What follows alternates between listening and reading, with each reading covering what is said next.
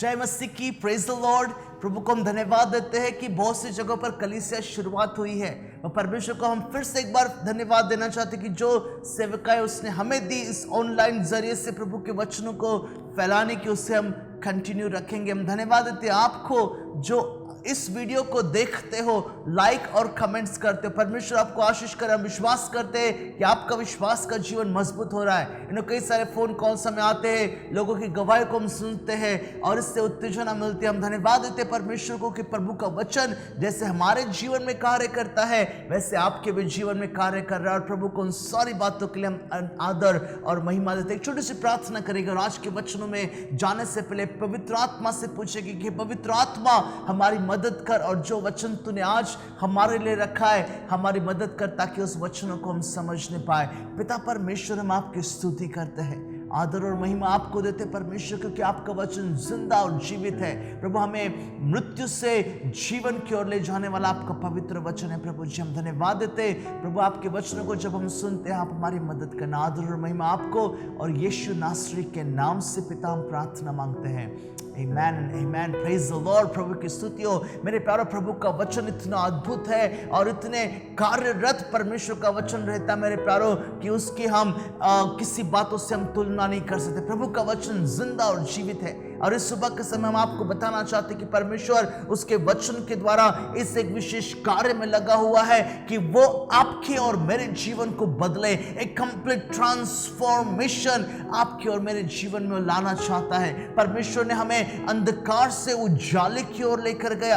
आमेन। परमेश्वर हमें मृतक अवस्था से जीवन की ओर लेकर जाता है। आमेन, प्रेज द लॉर्ड। परमेश्वर हमें नरक की ओर से, मेरे प्यारो, नरक से निकाल कर हमें स्वर्ग की ओर ले जाता है। परमेश्वर हमें असत्य से सत्य की ओर ले जाने वाला परमेश्वर है और उसका वचन मेरे प्यारो इतना महान, इतना सामर्थ्य है जो जीवन को बदलने की मेरे प्यारो ताकत और सामर्थ्य रखता है। उसी परमेश्वर के वचनों ने जिसने मेरे जीवन को और मेरे जैसे ऐसे कई सारे प्रभु के सेवकों के जीवनों को बदला है, वो इस सामर्थ्य को रखता है कि वो आपके भी जीवन को बदले। और इस सुबह के समय जब हम प्रभु के वचनों को सुन रहे हैं, मैं उसी सामर्थ्य वचनों को लेकर आपके साथ में आया हूं मेरे प्यारों, ताकि आप परमेश्वर के वचनों से सीखेंगे, देखेंगे कि परमेश्वर का वचन हमें किस तरह से बातचीत करता है। मेरे साथ में इमेजिन करना, अगर मेरे पास में एक कार है जिसका इंजन खराब हुआ है और मैं उसको मैकेनिक के पास में लेकर जाता और मैकेनिक उसके ऊपर की धूल मिट्टी साफ करता है, गाड़ी के ऊपर की उसको अच्छा कलर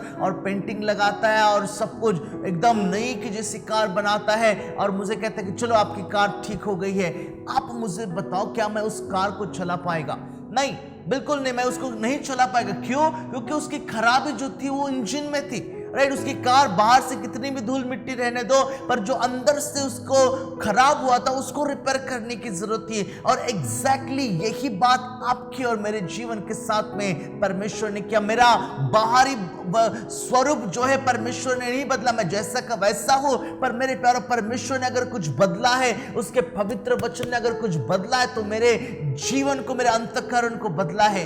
आमेन, हालेलुया। और ये परमेश्वर का वचन मेरे प्यारो आज मैं आपको प्रभु के वचनों में से बताना चाहता हूं मेरे प्यारो, कैसे परमेश्वर ने हमें मृत्यु से जीवन की ओर लेकर आया है। मेरे आज के मैसेज का टॉपिक भी कुछ इस प्रकार से रहेगा, परमेश्वर ने हमें मृतक अवस्था से जीवन की ओर लेकर आया, मृत्यु से जीवन की ओर। ये मेरे सरमन का जो है वो टाइटल है इफिशियंस चैप्टर 2। हम प्रभु के वचनों में जाएंगे। इफिसियों की पत्री उसका 2 अध्याय, उसके पहले वचन से लेकर तो 10 वचन तक के बड़ा विशेष वचन है और हम उसको देखेंगे और देखेंगे कि प्रभु का वचन आज हमसे किस तरह से बातें करता है। जब मैं प्रभु के वचनों को पढ़ रहा हूं, हम चाहेंगे कि आप प्रभु के वचनों की ओर ध्यान लगाए और सुने और देखें कि प्रभु का वचन क्या कहता है। बड़ा सामर्थ्य वचन है।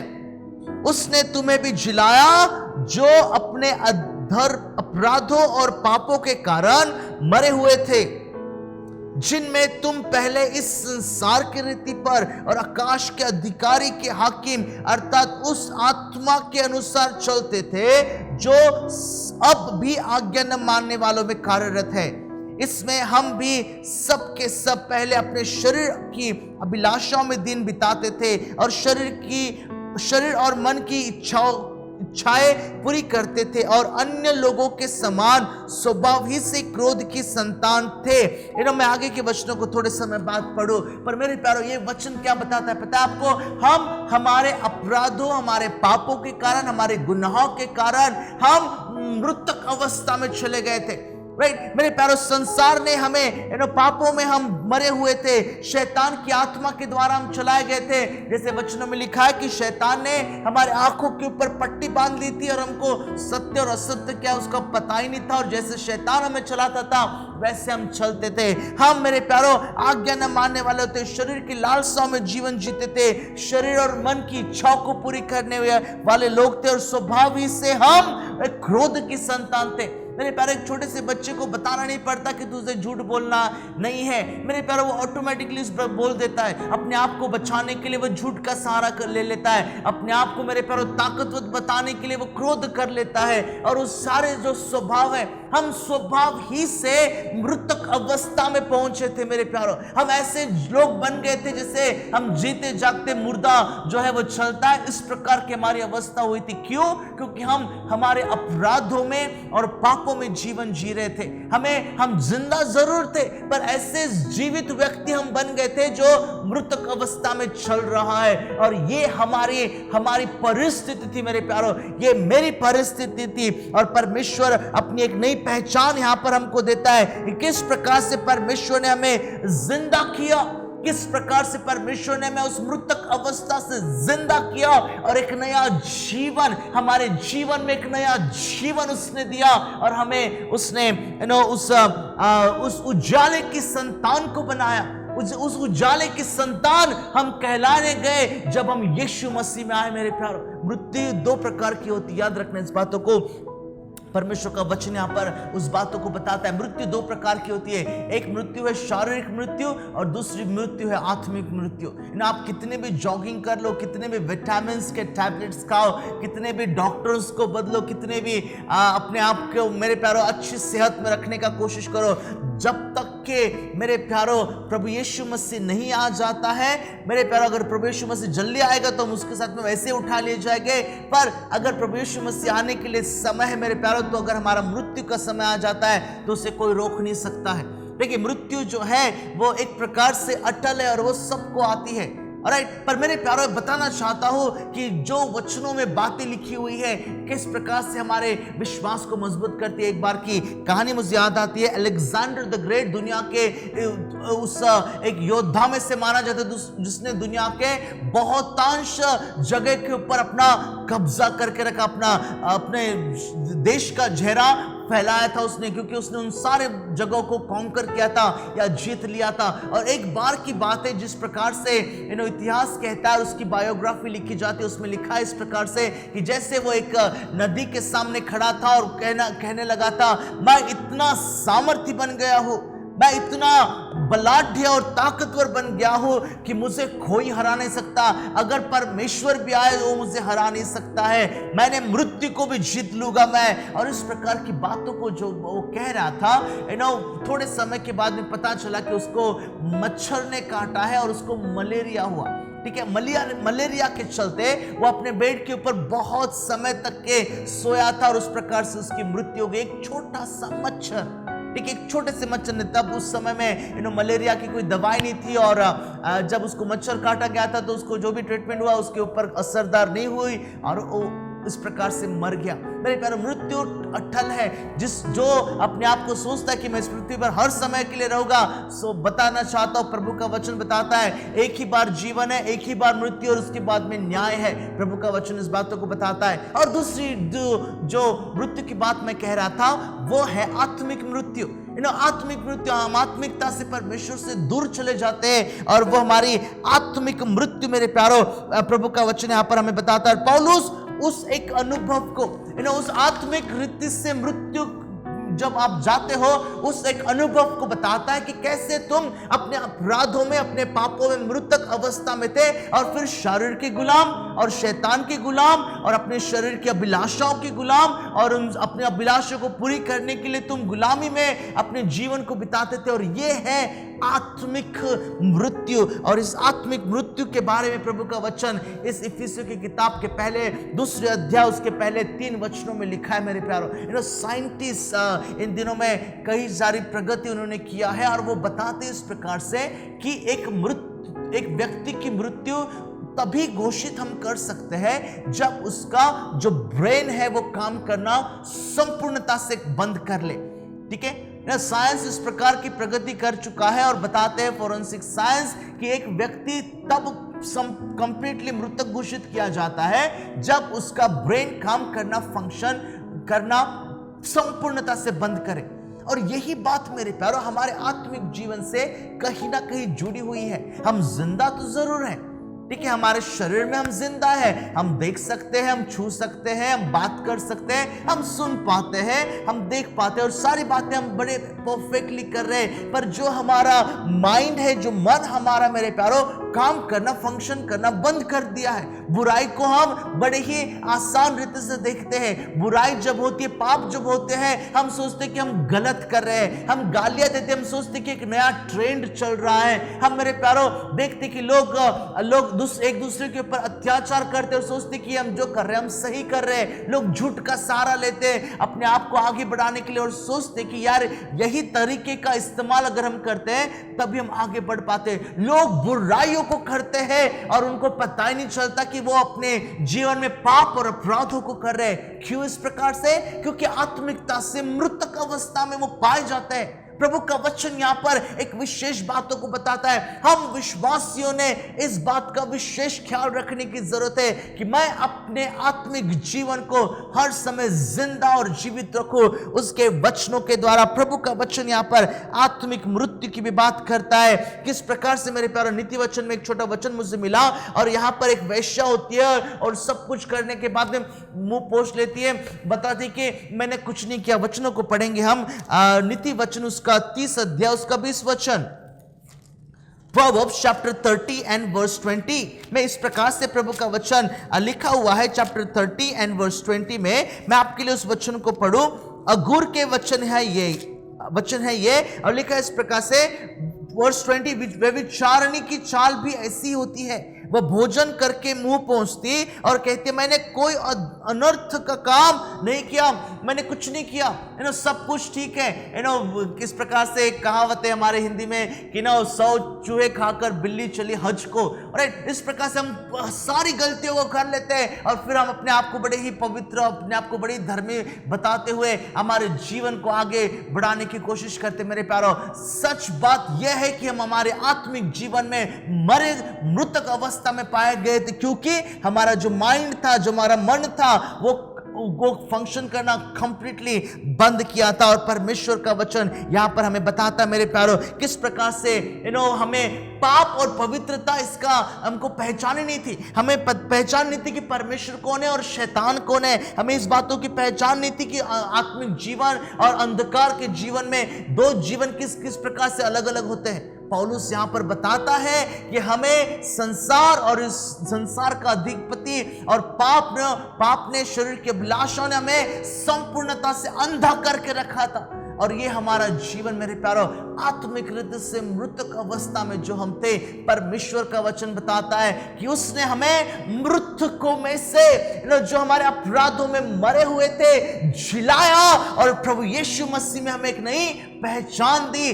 Hallelujah, praise the Lord. प्रभु की स्तुति मैं यहां पर करता हूं मेरे प्यारो। 4 वचन से आगे मैं पढ़ो, 4 और 5वां वचन इस प्रकार से लिखा हुआ है, जब हम अपराधों के कारण मरे हुए थे, राइट, तो हमें मसीह के साथ जिलाया, अनुग्रह से तुम्हारा उद्धार हुआ है और मसीह यीशु में उसके साथ बैठाया और स्वर्गीय स्थानों में उसके साथ, मसीह यीशु में उसके साथ उठाया और स्वर्गीय स्थानों में उसके साथ बैठाया। अरे कितनी सुंदर सी बात प्रभु का वचन कहता है मेरे प्यारो। कितने सौभाग्य की बात है कि हम आज संसार के और संसारिक बातों से नहीं, पर आत्मा के और पवित्र वचनों के चलाए चलने वाले विश्वासी हैं। आमेन। अगर इस प्रकार से नहीं हो तो हमें देखना है कि क्या मेरा आत्मिक जीवन जिंदा है या मैं आत्मिक जीवन में मृतक अवस्था में पहुंच गया। मेरे प्यारो याद रखना, संसार, शैतान और शरीर की सारी प्रकार की अभिलाषाएं हमें जीवित मृतक बना देती है।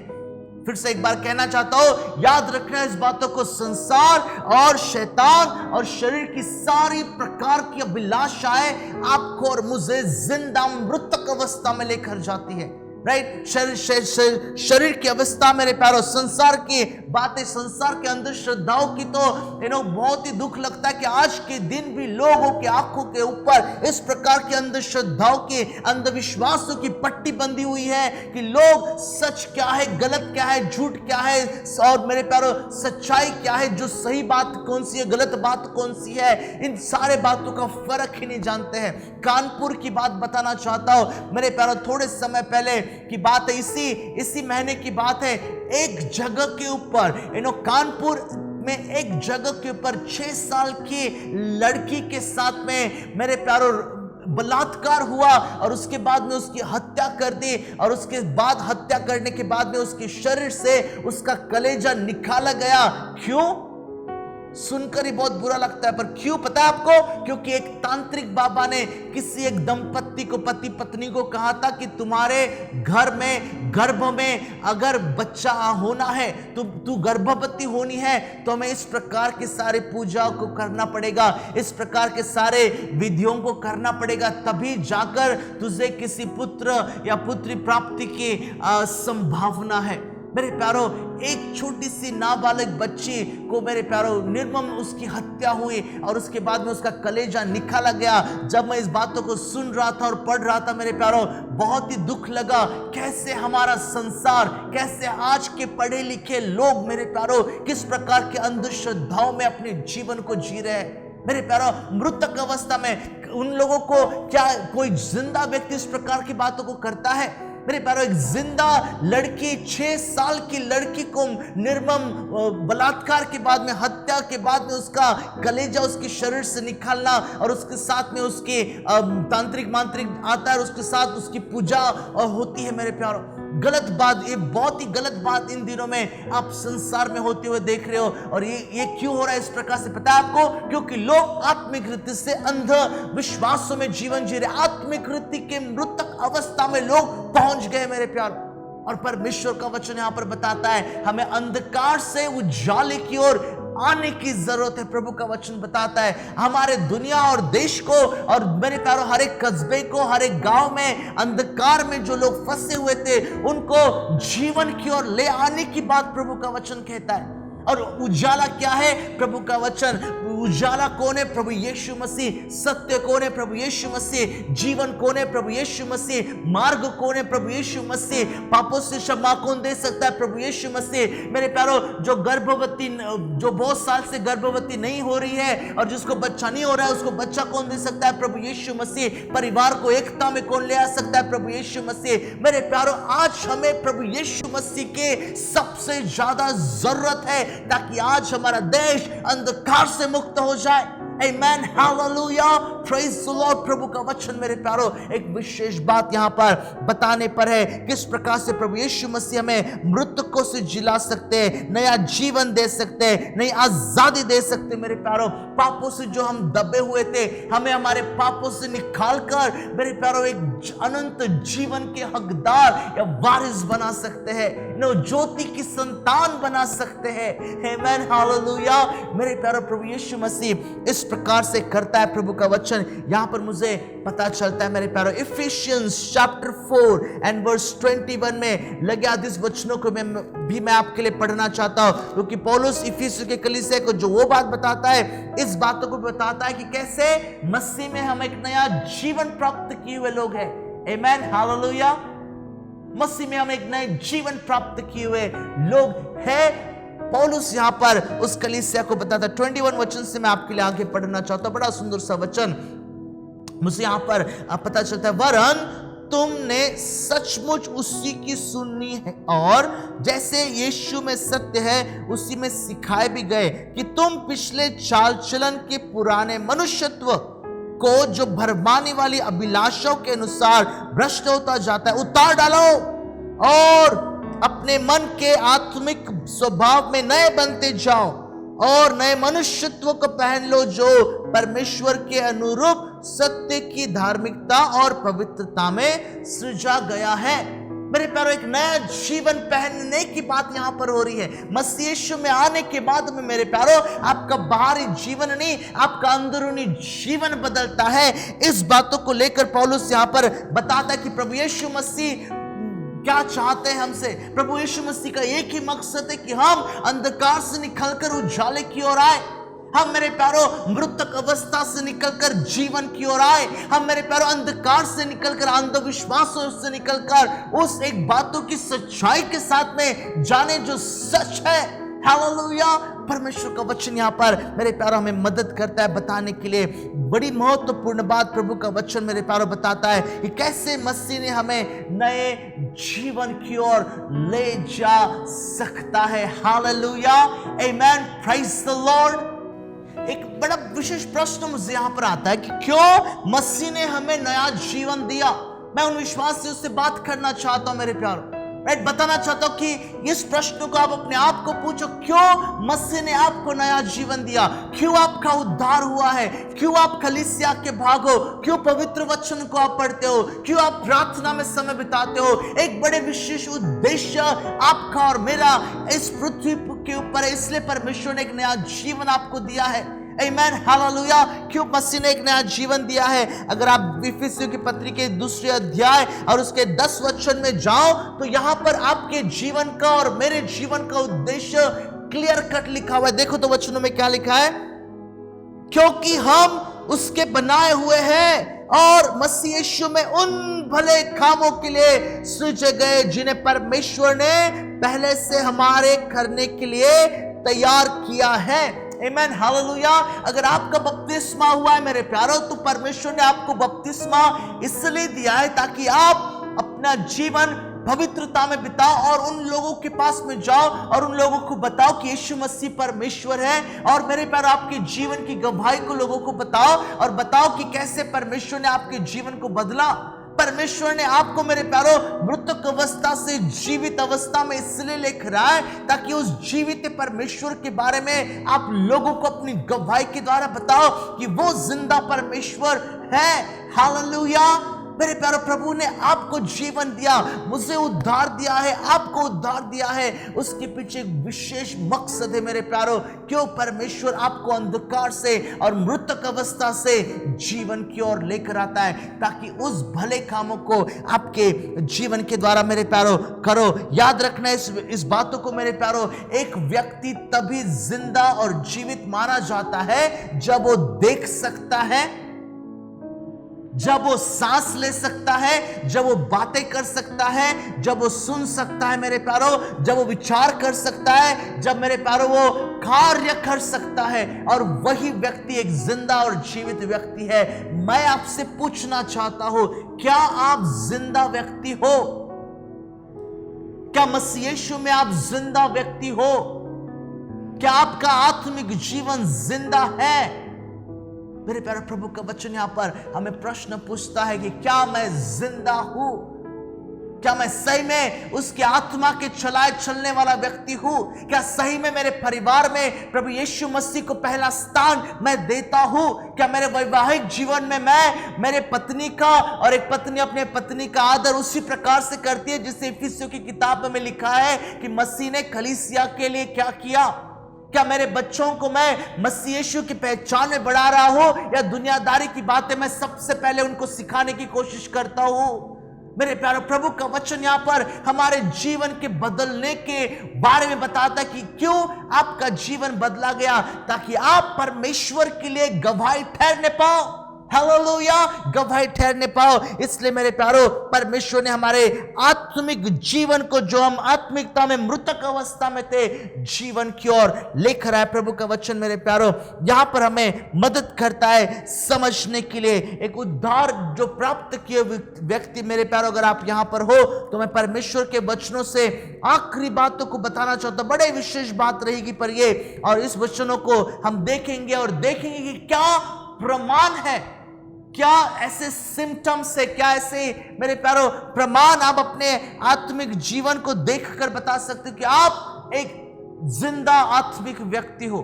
बस यीशु में अभी भी आप जिंदा हो, सिर्फ नामों के लिए नहीं। नामधारी विश्वासी कई सारे होते हैं। कलीसिया में जाओ, बैठो, सुनो, घर आओ और फिर से वैसा ही जीवन। मंडे टू फ्राइडे मेरे प्यारो दुनिया की सारी बातों को करते हैं, सोचते कि मंडे टू फ्राइडे की, सैटरडे की जो अपराध किए उसकी क्षमा तो होनी चाहिए, चलो इतवार के दिन कलीसिया में जाए ताकि पास्टर जब प्रतिभोज देता है तो उस समय हम प्रभु से माफी मांग लेंगे, फिर से एक बार रिश्ता मजबूत हो जाएगा और फिर एक बार हम जाकर अपने जीवन को हम अपने तरीके से हम जी सकते हैं। मेरे प्यारो बड़े ही दिखावटी जीवन इन दिनों में विश्वासियों का हुआ है। परमेश्वर का वचन हमें एक विशेष बातों को बताता है, आगाह करता है, सतर्क रहने के लिए करता है। कहता है कि हमें दिखावटी जीवन नहीं पर ओरिजिनल लाइफ, मेरे प्यारो स्वाभाविक जीवन, स्वाभाविक आत्मिक जीवन जीने की जरूरत है। आमेन, हालेलुया। प्रभु का वचन मेरे प्यारो बड़े सामर्थ्य रीति से आ रहा है। मुझे नहीं पता मैं इस समय किससे बात कर रहा हूं, पर अगर आपको आपके आत्मिक जीवन को मजबूत करना है मेरे प्यारो, तो इन सारी बातों को जो मैं अभी थोड़े समय में बताने वाला हूं, 6 बातों को मैं बताऊंगा आपको, और देखो कि आपका आत्मिक जीवन जिंदा है या आप मृतक अवस्था में गए हो।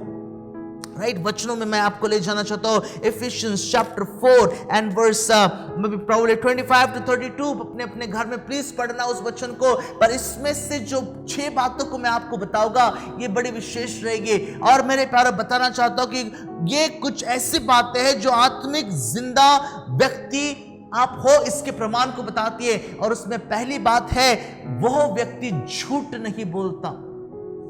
वचनों में आप इस बातों को पाओगे। 25 वचन से शुरुआत है, इस कारण झूठ बोलना छोड़कर, राइट, झूठ बोलना छोड़कर। आत्मिक अगर आप जिंदा व्यक्ति हो ना, तो क्या प्रमाण है आपका कि आप झूठ नहीं बोलते हो? ठीक है, बहुत से लोग मेरे प्यारो अपने जीवन को बचाने के लिए झूठ बोलते हैं। बहुत से लोग अपने जीवन में बढ़ाई करने के लिए कुछ झूठी बातों को बताते हैं ताकि लोग माने कि अरे वाह क्या बड़ा आदमी है, वाह क्या महान व्यक्ति। इस प्रकार से झूठ के ऊपर झूठ। और बताना चाहता हूं अपने जीवन से मेरे प्यारे कुछ सिद्धांतों को मैंने सीखा, और उसमें से एक सिद्धांत यह है कि झूठ लंगड़ा होता है।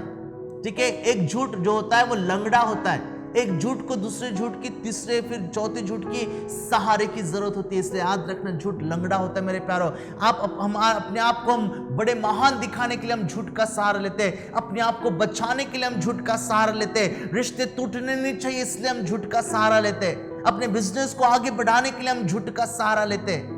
मेरे प्यारो ऐसे कई सारे झूठ हम बोल लेते हैं अपने जीवन में। एक विश्वासी जीवन की पहचान, listen to me carefully what the word of God say, एक विश्वासी जीवन की पहचान है मेरे प्यारो कि वो व्यक्ति झूठ नहीं बोलता,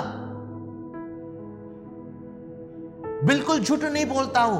प्रभु का वचन यहां पर हमें मदद करता है समझने के लिए मेरे प्यारो। दूसरी बात, वो इस प्रकार से वचन 28 के अनुसार वो चोरी नहीं करता। ठीक है, मैं नहीं कहता कि आप पॉकेट मार हो या आप बैंक में डकैती डालते हो, नहीं, आप उस प्रकार के व्यक्ति ने मैं जानता हूं। ठीक है मेरे प्यारे, वो चोरी नहीं करता है। ठीक है, परमेश्वर की जो दशमांश होता है उसकी चोरी नहीं करता है। प्रभु का वचन नहीं कहता मलाकी की किताब में कि तुम चोर हो, तुम मेरे जो मुझे चढ़ाने की बात है उसकी तुम चोरी करते हो।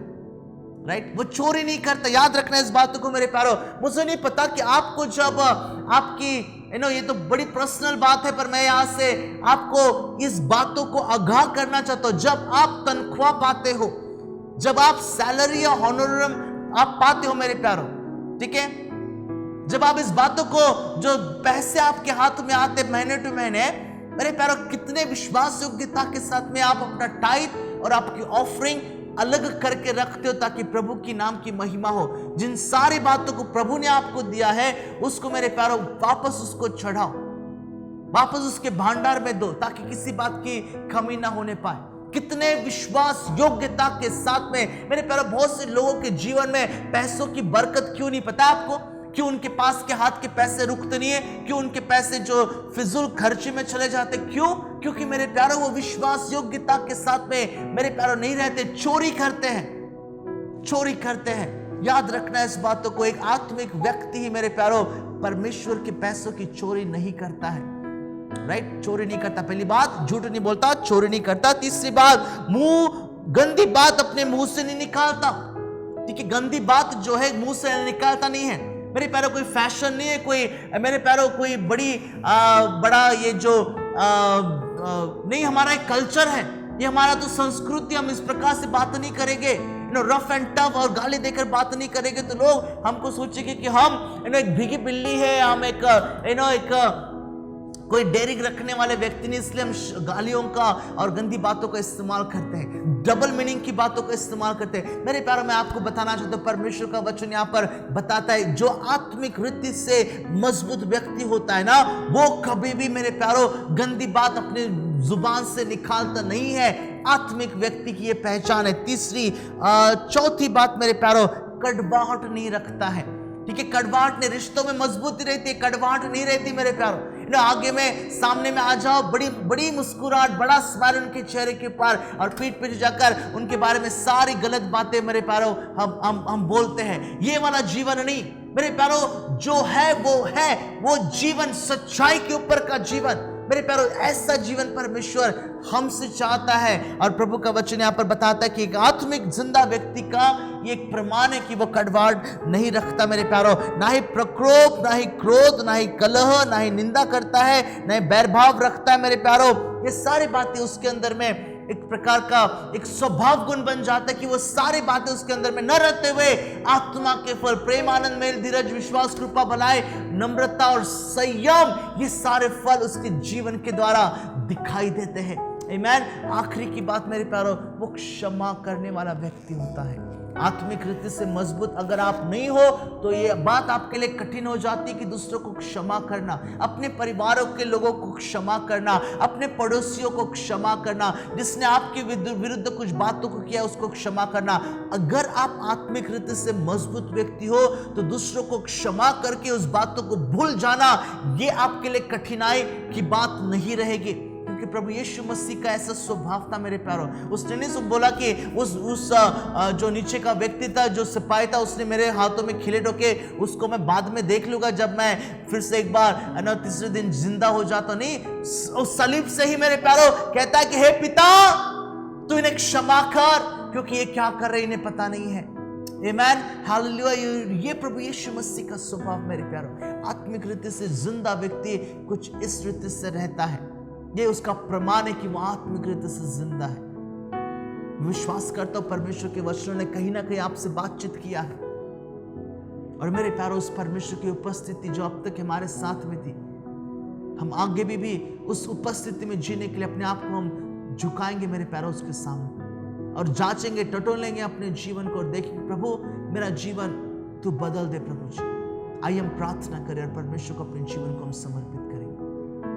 पिता परमेश्वर, हम आपके उपस्थिति में आते प्रभु जी, हम आपको धन्यवाद देते हैं, क्योंकि परमेश्वर आप जीवनों को बदलने वाले परमेश्वर, आप हमें अंधकार से उजाले की ओर ले जाने वाले परमेश्वर, आप हमें मृतक अवस्था से प्रभु जिंदा अवस्था में, आत्मिक जिंदा अवस्था में ले आने वाले परमेश्वर, आप हमें नरक से स्वर्ग की ओर, असत्य से सत्य की ओर ले आने वाले परमेश्वर।